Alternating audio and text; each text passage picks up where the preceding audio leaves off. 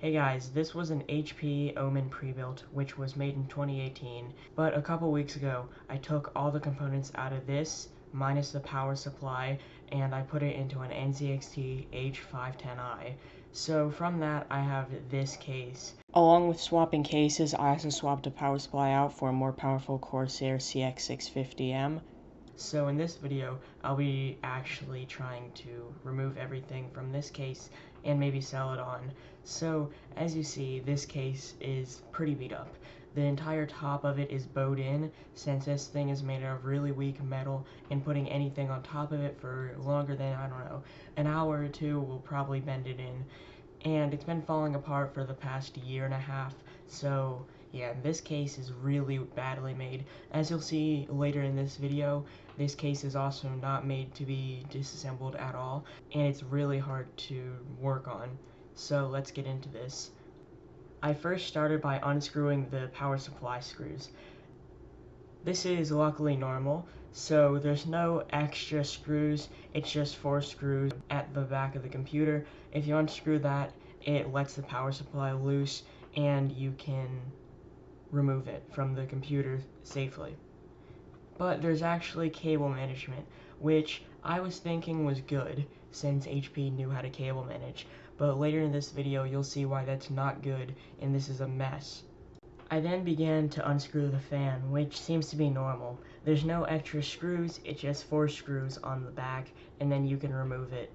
Now, this should work in other computers, but I'm not sure why, but the fans that came with the NZXT H510 actually did not work with this computer motherboard. I'm not sure why, it might be dead fans, but I'm just not sure, as apparently they haven't been spinning up, according to my parents who have been using this computer since it's been put into that case. Now at this point, I was trying to get the side panel off. There's one side panel which you can get out with a button, but the other side panel, which has all the cable management behind it, was actually not as easy to get off. So I thought that it was going to be easy to get off, but apparently there's a little screw which you need to figure out where it is, and then you have to unscrew it. This is not normal. Normally there are 2 screws on the side of the panel, and then you slide the panel off. With these HP Omen panels, there is a screw inside the case which you have to unscrew, and that is pretty hard to find if you don't know anything else about these cases. And that actually wasted about 20 minutes of my time trying to find that, and I feel like this is made so people don't go in the computer and change out the power supply or anything. And I just think that's really stupid from HP to do. Other than that, the case is pretty fine. There's these little cable management holes, and they're fine for cable management. There's these clips which HP uses to route the wires, and I honestly feel like it could be better. The cable quality is okay, but for a pre-built, what do you really expect?